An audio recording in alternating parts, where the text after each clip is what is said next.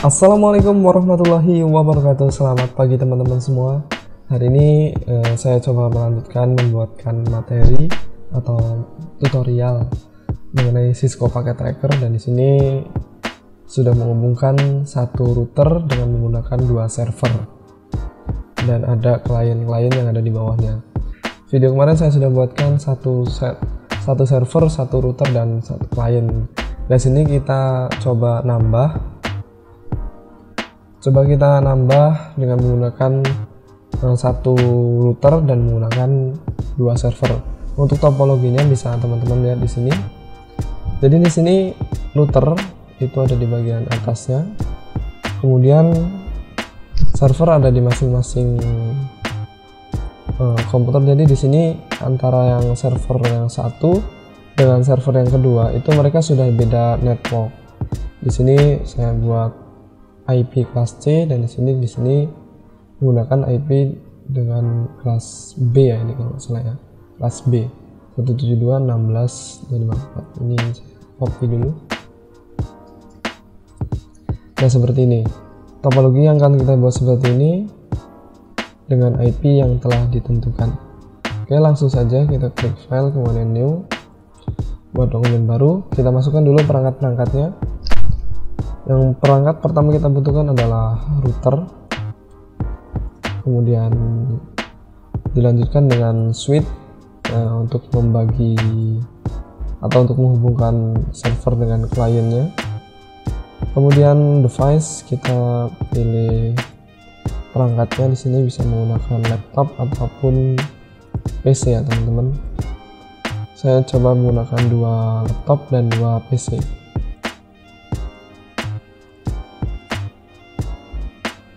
Atau mungkin teman-teman kalau ekspektasi mau nambah wireless juga bisa di sini, karena nanti IP-nya itu DHCP atau dari server yang kita buat.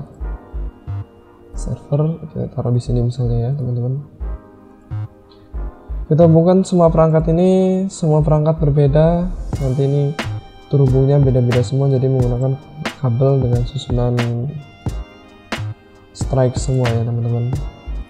Strike ini kita hubungkan di sini, ini juga kita hubungkan ke dalam switch. Kalau kalian udah bisa di bagian konfigurasinya atau memasang perangkatnya, kalian bisa langsung skip video ini, dipercepat aja nggak apa-apa biar langsung ke konfigurasinya. Untuk switchnya itu kan butuh dua port tambahan, jadi kita tambah dulu sama seperti di video-video kemarin. Kita matikan, kemudian kita masukkan LAN-nya dua lagi. Jangan lupa ya teman-teman, kalau udah baru dimatikan dihidupkan kembali, lakukan pada router yang kedua sama aja kayak gitu. Kita matikan dulu, karena kalau nggak dimatikan dia nggak bisa di drag kayak ini ya teman-teman. Tinggal dimatikan. Nah, sudah. Tambahkan lagi servernya, dihubungkan dan hubungkan ke dalam router. Yang kesini saya pakai fast Ethernet 0/0 yang ke dalam sebelah sini ya, dan yang ke sana fast Ethernet 1.0/0 sama komputernya dihubungkan. Semuanya dihubungkan kayak gini ya. Ingat teman-teman, di sini menggunakan kabel yang strike, karena dua perangkat yang berbeda itu pasti menghubungkannya dengan menggunakan kabel yang lurus atau susunannya sama atau strike ya. Kurang lebih untuk topologi jaringannya kayak gini. Nah, kita masukkan IP dulu. Di sini FA1/0. Saya pakai IP kelas B 172.16.10.254, dan pasti di sini 172.16.10.1, dan di sini FA0/0 IP-nya 192.168.10.254. Biar cepat di copy. Di sini 10.1, dan klien yang nanti akan otomatis mendapatkan IP dari servernya. Konfigurasi pertama yang kita lakukan itu di bagian router atas. Diklik routernya, cuma dimasukin IP-nya aja. fase internet 0/0 kita hidupkan, dimasukkan IP-nya 192.168.10.10.254. Subnet mask otomatis, dia kelas C 255.255.255.0. Dan sekarang tinggal konfigurasi ke fast internet 0. Harusnya tadi nggak di close ya teman-teman. Fast internet 1.0 dihidupkan, masukkan IP-nya 172.16.10.254. ini biar gak kelamaan, di copy aja. Subnet masknya ini kelas B 255.255.0.0, dan di bagian servernya juga kita masukkan IP-nya, interface addressnya 10.1, subnet masknya 255.255.0.0 di close. Nah, ini sudah hidup semua ya. Tinggal kita setting di bagian server agar mereka memberikan IP atau DHCP kepada klien yang ada di bawahnya. Kita klik server PT server 0 ini, server 0 kita klik. Sama settingannya seperti kalian menghubungkan satu router, satu server di video sebelumnya, itu sama saja settingannya seperti itu.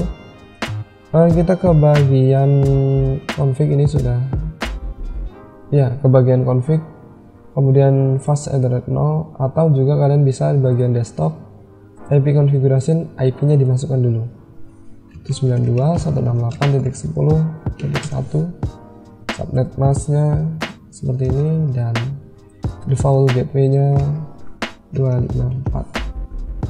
Nah, seperti ini ya teman-teman, sudah dimasukkan. Di sini juga sudah dapat IP dan default gateway-nya sudah dapat tadi. Selanjutnya kita ke bagian service atau memberikan DHCP-nya. Klik service, kemudian DHCP. Nah, jangan lupa diklik ininya, bagian bawah ini diklik, kemudian dihidupkan. Default gateway dimasukkan 192.168.10.254. Start IP-nya kita mau mulai dari berapa IP-nya? Saya mulai dari 10. Subnet masknya udah benar. Maximum number of user maksimal ada 4 di sini, tulis aja 4. Nah, ini teman-teman saya juga barusan lupa nih. Teman-teman jangan lupa saya tadi ya, diklik save biar di sininya berubah. Default gateway sama rank IP-nya dan maksimal kliennya itu biar nggak berubah. Kalau udah di save boleh di close. Kita cek IP-nya lagi, mulai dari 10.10 dan gateway-nya juga 10.254. Kemudian PC kedua DHCP, laptop pertama IP konfigurasi DHCP, dan selanjutnya desktop IP konfigurasi DHCP. Nah, sudah dapat IP semua. Lakukan hal sama di PC yang server yang kedua, yang ini ya teman-teman. Pertama dimasukkan IP-nya, desktop IP configuration. Ini sudah, default gateway-nya belum dapat nih. 172.16.10.254. Ini nggak diisi sebenarnya nggak apa-apa, tapi kita isi aja biar lengkap.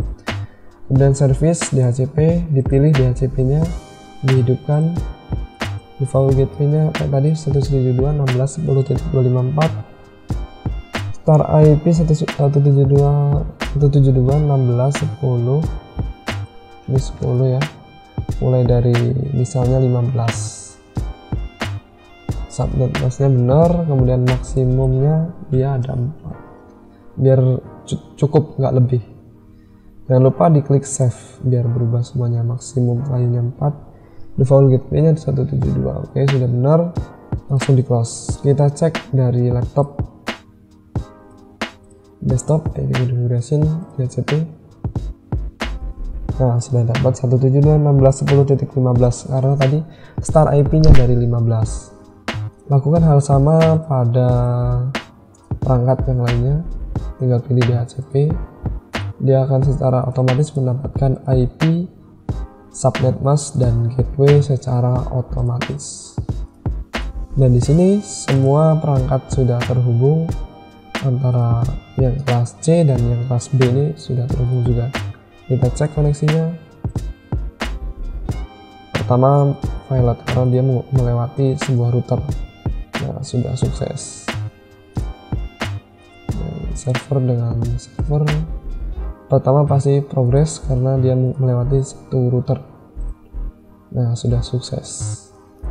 Jadi semua perangkat di sini sudah terhubung. Klik in progress, berarti dia belum di ping. Nah, sudah sukses. Jadi semua perangkatnya sudah terhubung. Oke teman-teman, itu dulu videonya untuk menghubungkan satu router dengan dua server. Jadi servernya memberi IP otomatis. Semoga bermanfaat, dan bagi teman-teman yang punya saran untuk saya ataupun untuk di channel YouTube saya, boleh diberikan melalui email yang nanti saya tuliskan di deskripsi. Terima kasih teman-teman. Kalau mau komentar juga boleh berikan komentarnya di kolom komentar. Terus di channel ini untuk belajar jaringan saya akhiri. Wassalamualaikum warahmatullahi wabarakatuh.